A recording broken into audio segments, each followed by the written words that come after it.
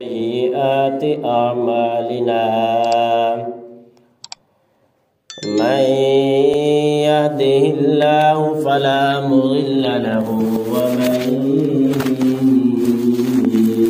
يضلله فلا هادي له ونشهد أن لا إله إلا الله وحده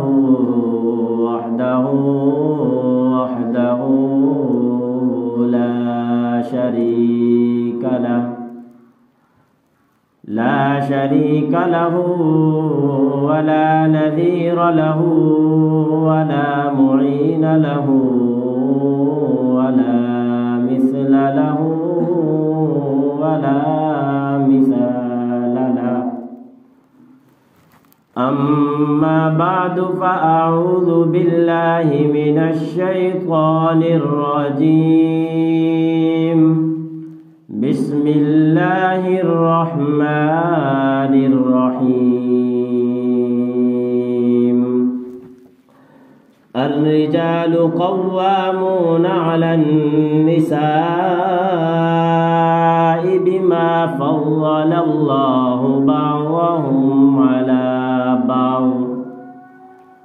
قال النبي صلى الله عليه وسلم: أعظم الناس حقا على المرأة زوجها. صدق الله مولانا العظيم وصدق رسوله النبي الكريم، ونحن على ذلك لمن الشاهدين والشاكرين، والحمد لله رب العالمين. درود شریف پڑھ لیجیے. اللهم صل على محمد وعلى آل محمد كما صليت على إبراهيم وعلى آل إبراهيم إنك حميد مجيد. اللهم بارك على محمد وعلى آل محمد كما باركت على إبراهيم وعلى آل إبراهيم إنك حميد مجيد. میرے انتہائی واجب الاحترام بھائیوں، دوستوں اور میری ماں بہنوں، میں نے آپ حضرات کے سامنے قرآن مجید فرقان حمید کی ایک آیت مبارکہ کا چھوٹا سا ٹکڑا اور ایک حدیث مبارکہ تلاوت کی ہے. دعا گو ہوں کہ اللہ رب العزت مجھے قرآن اور حدیث کی روشنی کے اندر حق سچ بیان کرنے کی توفیق عطا فرمائے، اور اللہ تعالیٰ ہم سب کو ان آیتوں پر عمل کرنے کی توفیق عطا فرمائے. اللہ رب العزت قرآن مجید فرقان حمید کے اندر ارشاد فرماتے ہیں کہ ہم نے مردوں کو عورتوں پر حاکم بنایا ہے، وہ اس وجہ سے کہ اللہ تعالیٰ نے بعض کو بعض پر فضیلت دی ہے، اور اللہ رب العزت نے جس کے اندر حاکم بننے کی صلاحیت رکھی اس کو اللہ رب العزت نے حاکم بنایا، اور جس کے اندر اللہ تعالیٰ نے اس کے ماتحت رہنے کی صلاحیت رکھی اس کو اللہ رب العزت نے محکوم بنایا۔ اگر اس کے برعکس دنیا چلنی شروع ہو جائے، یعنی اللہ تعالیٰ نے حاکمیت کی صلاحیت کو مردوں کے اندر رکھا اور محکوم بننے کی صلاحیت کو اللہ رب العزت نے عورتوں کے اندر رکھا۔ اگر اس کے الٹ ہو جائے، یعنی حاکمیت کی سیٹ کو، حاکمیت کی جگہ کو عورتیں سنبھالنا شروع کر دیں اور محکومیت کی جگہ کو مرد سنبھالنا شروع کر دیں، تو یہ دنیا کبھی نہیں چل سکتی۔ کیوں کہ رب کائنات نے جس چیز کو جس طرح بنایا، اگر وہ چیز اسی طریقے سے چلنی شروع ہو جائے پھر وہ اپنی جگہ پر قائم رہ سکتی ہے۔ اسی وجہ سے اللہ تعالیٰ نے حاکم بننے کی صلاحیت مرد کے اندر رکھی، تو حاکم بھی مرد ہی بن سکتا ہے، اور محکوم بننے کی صلاحیت رب ذوالجلال نے عورت کے اندر رکھی ہے، تو وہی محکوم بن سکتی ہے۔ اللہ رب العزت قرآن مجید فرقان حمید کے اندر ارشاد فرماتے ہیں کہ الرجال قوامون علی النساء، کہ مردوں کو عورتوں پر قوام میں نے بخشا ہے۔ قوام یہ عربی زبان کا لفظ ہے، اس کو یہ قیم سے بنا ہے۔ قیم اردو کے اندر اس کو کہتے ہیں منتظم، محافظ۔ چونکہ مرد جو ہوتا ہے یہ اپنے گھر کا منتظم ہوتا ہے، یہ اپنے گھر کا محافظ ہوتا ہے، یہ اپنے گھر کی حفاظت کرنے والا ہوتا ہے، یہ اپنے گھر کے انتظام کو چلانے والا ہوتا ہے۔ یعنی اگر مرد کہیں پر جانا پڑ جائے تو وہ پیچھے اپنے انتظام کو سنبھالنے کے لیے، اپنے انتظام کو چلانے کے لیے کسی نہ کسی کو اپنا قائم مقام بنا کر چلا جاتا ہے۔ اگر وہ ویسے ہی اٹھے اور اپنے گھر سے چلا جائے تو اس کا مطلب یہ ہوا کہ وہ اپنے گھر کا محافظ نہیں۔ اپنے گھر کا محافظ وہی ہو سکتا ہے، اپنے گھر کا منتظم صرف وہی ہو سکتا ہے اگر گھر رہے، گھر کے اندر رہے تو اپنے گھر کی حفاظت کرتا ہے، اپنے گھر والوں کی بھی حفاظت کرتا ہے، اپنے اولاد کی بھی حفاظت کرتا ہے، اپنے گھر کی بھی حفاظت کرتا ہے۔ اور اگر بالفرض اس کو گھر سے کہیں اور سفر کے لیے جانا پڑ جائے تو اپنا قائم مقام کسی کو بنا کر چلا جاتا ہے۔ اس کی مثال آپ لے لیں، ہمارے بڑے اگر گھر سے کہیں چلے جائیں، گھر کے اندر کوئی بچے رہنے لگ جائیں، یعنی صرف گھر کے اندر بچے ہی ہوں، تو وہ بڑا شخص کسی نہ کسی بوڑھی عورت کو گھر کا فرد بنا کر چلا جاتا ہے کہ یار آپ نے، اماں جی آپ نے میرے گھر کی حفاظت کرنی ہے، یا اماں جی کو نہ صحیح کسی اپنے محرم رشتہ دار کو گھر کی ذمہ داری دے جاتا ہے کہ میں جا رہا ہوں سفر پر، میرے گھر کی ذمہ داری آپ کے ذمہ ہے، میرے گھر کی حفاظت آپ نے کرنی ہے۔ کیوں؟ اس لیے کہ اللہ رب العزت نے حاکمیت کا درجہ مرد کو دیا ہے اور محکوم کا درجہ عورت کو دیا ہے۔ ایسا بھی ہو سکتا ہے کہ اللہ تعالیٰ نے حاکمیت کا درجہ تو مرد کو دے دیا، محکوم کا درجہ عورت کو دے دیا۔ اللہ رب العزت نے اس کی وجہ بھی بتا دی کہ میں نے حاکمیت کا درجہ مرد کو کیوں دیا ہے اور عورت کو درجہ محکوم کا وہ کس وجہ سے دیا ہے۔ اس کی وجہ اللہ رب العزت بیان فرماتے ہیں کہ ہو سکتا ہے میں نے جب یہ کہہ دیا کہ حاکم جو ہے وہ مرد ہے، محکوم عورت ہے، تو آنے والا یعنی دنیا کے اندر کل کو کوئی اعتراض کر سکتا تھا کہ اللہ رب العزت نے حاکم کا درجہ عورت کو کیوں نہیں دیا۔ یعنی جس طرح اللہ رب العزت نے اس وقت حاکم کس کو بنایا ہے، الرجال قوامون علی النساء، حاکمیت کا درجہ اللہ تعالیٰ نے مرد کو دیا ہے، محکوم کا درجہ عورت کو دیا ہے۔ کوئی سوال کر سکتا ہے کہ یار اللہ تعالیٰ نے حاکمیت کا درجہ عورت کو کیوں نہیں دیا، محکوم کا درجہ مرد کو کیوں نہیں دیا؟ اس کی وجہ کیا ہے؟ اس کی وجہ اللہ رب العزت خود ہی فرماتے ہیں کہ میں نے بعض کو بعض پر فضیلت دی ہے اور مرد کو میں نے عورت پر فضیلت دی ہے۔ عورت پر مرد کو فضیلت کیوں دی؟ اس لیے کہ اللہ رب العزت خود ہی ارشاد فرماتے ہیں کہ الرجال قوامون علی النساء، کہ مرد کو میں نے جو قوام عورت پر بخشا ہے، یہ اس کی وجہ یہ ہے کہ علی النساء بما فضل اللہ بعضهم علی بعض، کہ میں نے بعض کو بعض پر فضیلت دی ہے۔ اسی طرح اللہ رب العزت انبیاء علیہ الصلوۃ والسلام کے بارے میں بھی ارشاد فرماتے ہیں کہ تلک الرسل فضلنا بعضهم علی بعض، کہ بعض ہم نے انبیاء علیہ الصلوۃ والسلام کو بھیجا ہے، ان میں سے بعض کو اونچے مقام پر بٹھایا، بعض کو تھوڑے نیچے والے مقام پر عطا فرمایا۔ یعنی کوئی نبی یہ بھی سوال کر سکتا تھا، یہ اعتراض کر سکتا تھا،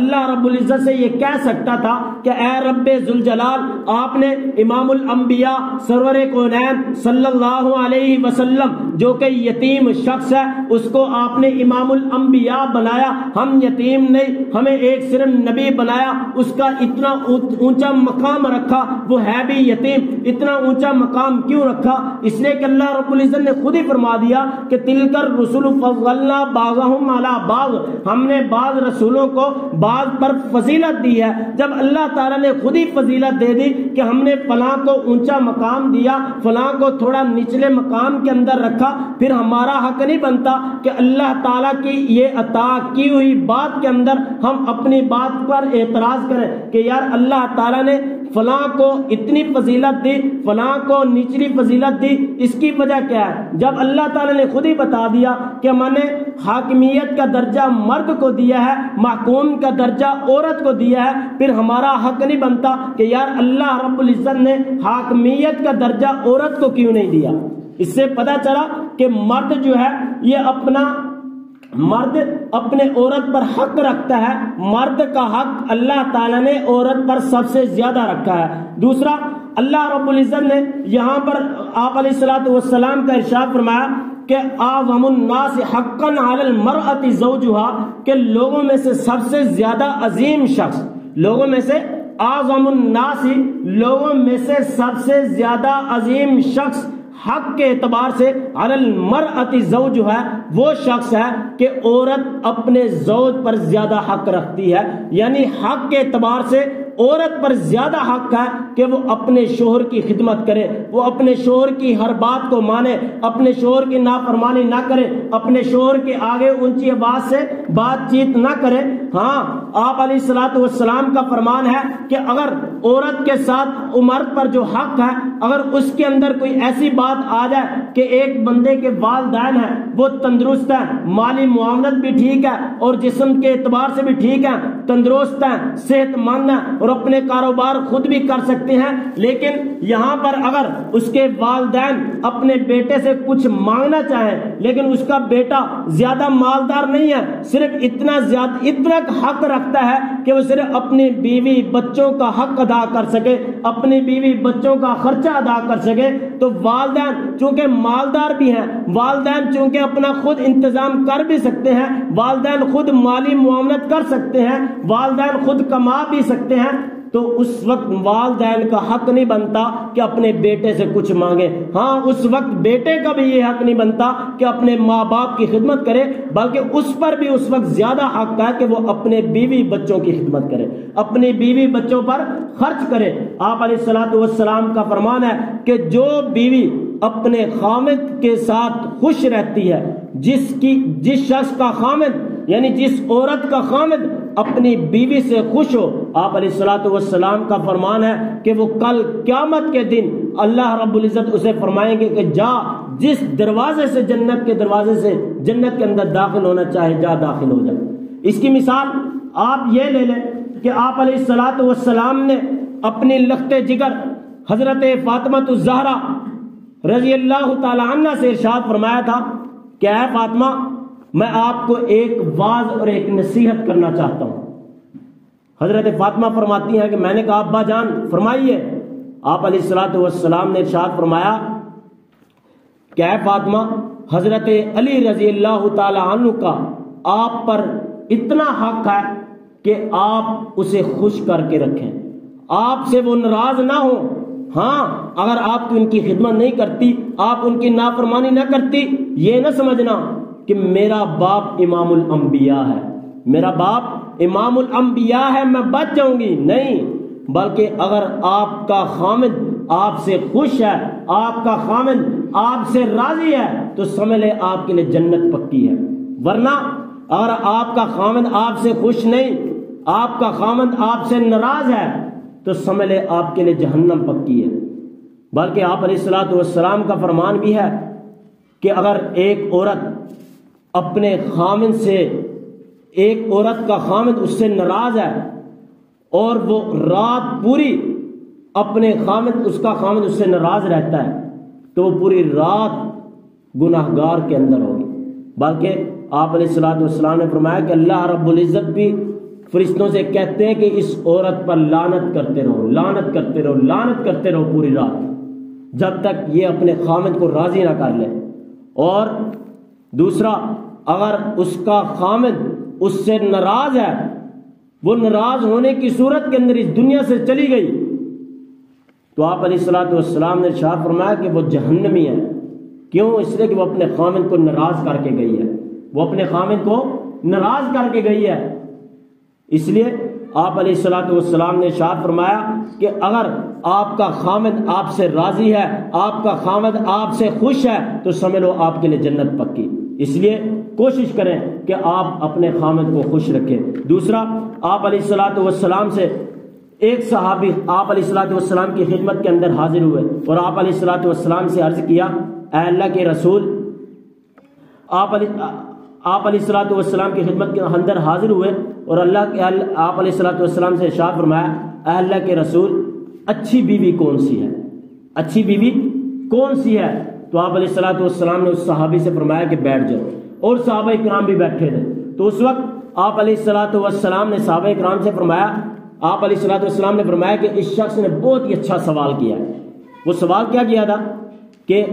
سب سے اچھی بیوی کون سی ہے، یعنی کون کون سی صفات جس عورت کے اندر پائی جائیں وہ سب سے اچھی بیوی بنتی ہے۔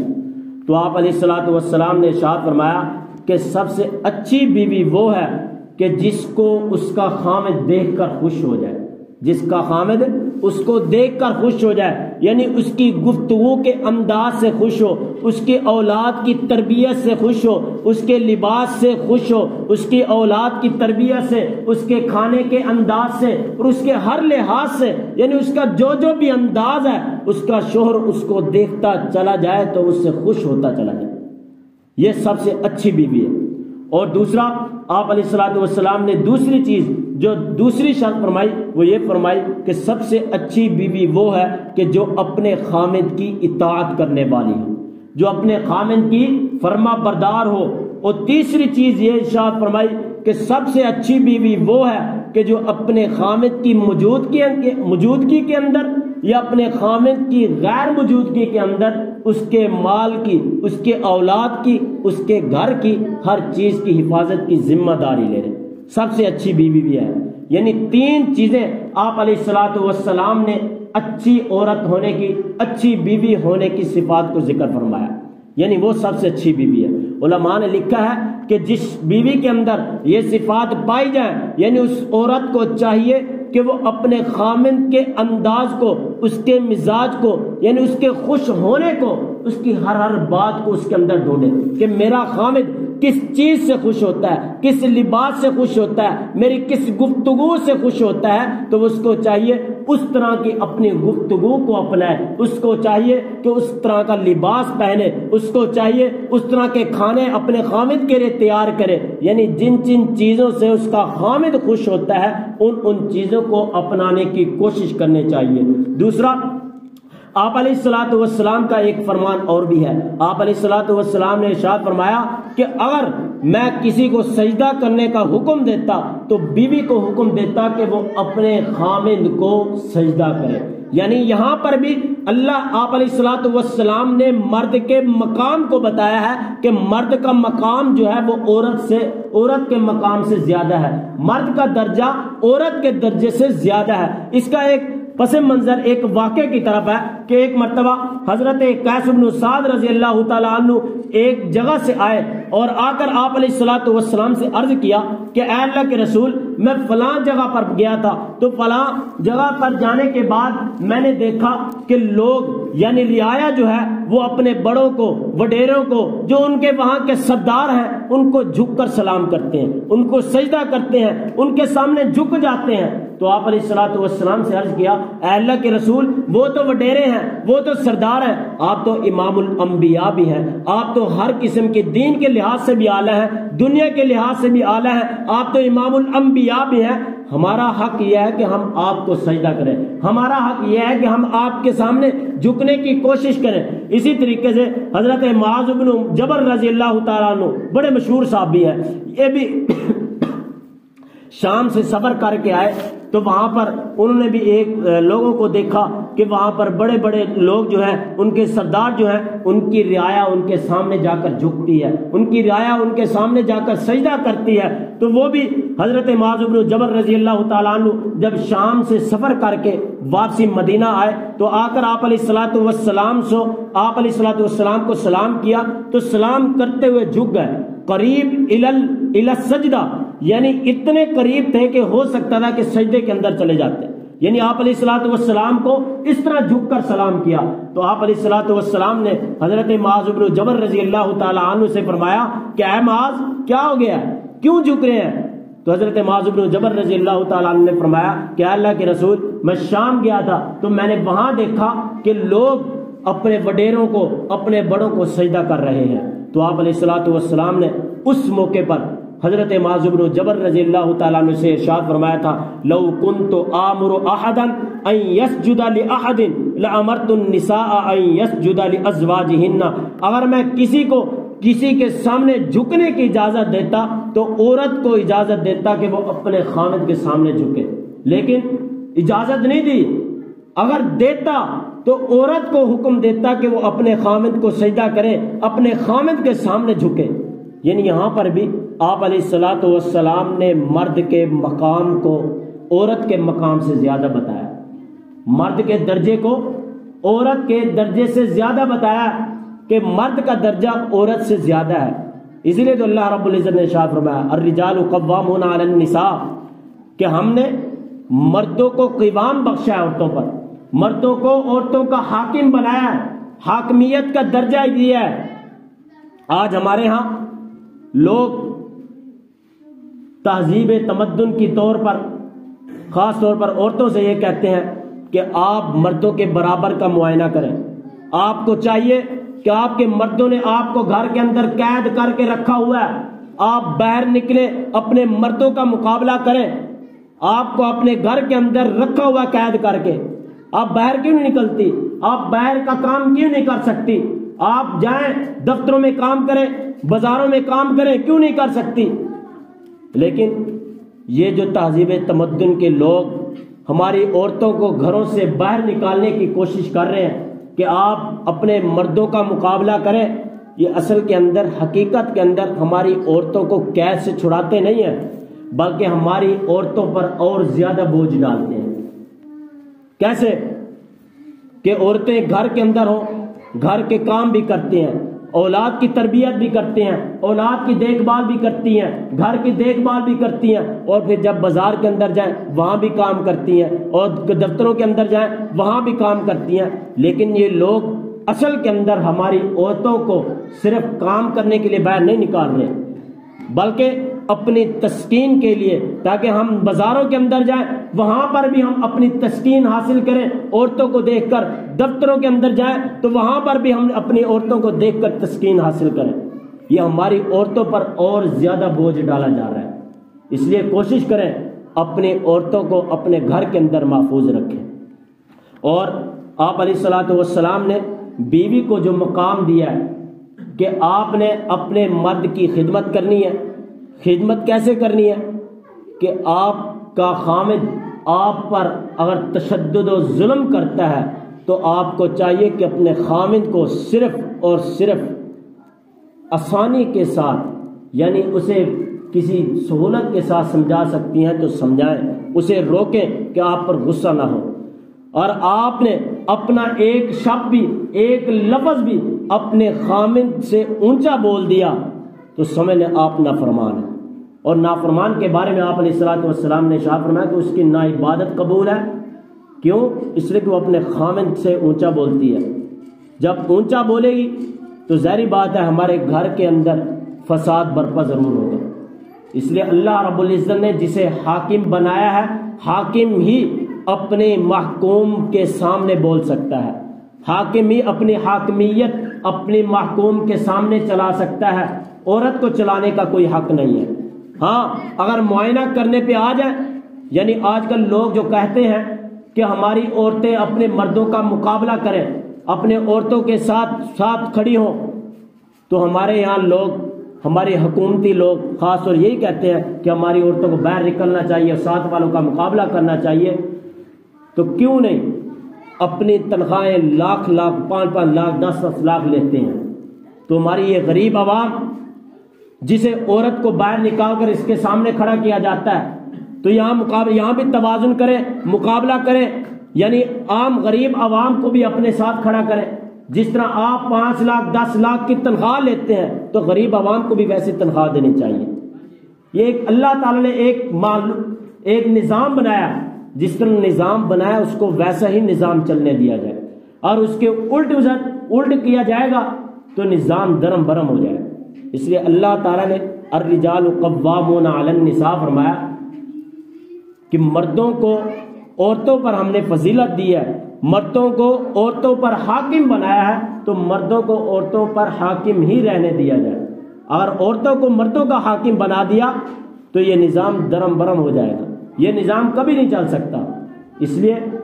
ہماری عورتوں کو چاہیے، ہماری ماں بہنوں کو چاہیے کہ اپنے خامد کی خدمت کریں، اس کی خدمت کے اندر کمی نہیں آنی چاہیے، بلکہ ہمارا جب مرد کسی کام سے آئے تو عورت کو چاہیے کہ اس کے سامنے اپنا اچھا لباس پہن کر رکھے۔ ہاں یہی لباس آپ دیکھیں کہ مرد عورت کو دلوا دیتا ہے 5-5 10 ہزار کا، لیکن یہ عورت اپنے خامند کو دکھانے کی بجائے کسی شادی کے موقع پر جا رہی ہوتی ہے، کسی بازار جا رہی ہوتی ہے، یہی لباس پہن کر وہاں بیٹھ جاتی ہے۔ کیا یہ لباس آپ کے مرد نے آپ کو دوسرے لوگوں کو دکھانے کے لیے دلوایا؟ نہیں، بلکہ یہ آپ نے اچھا لباس پہننا ہے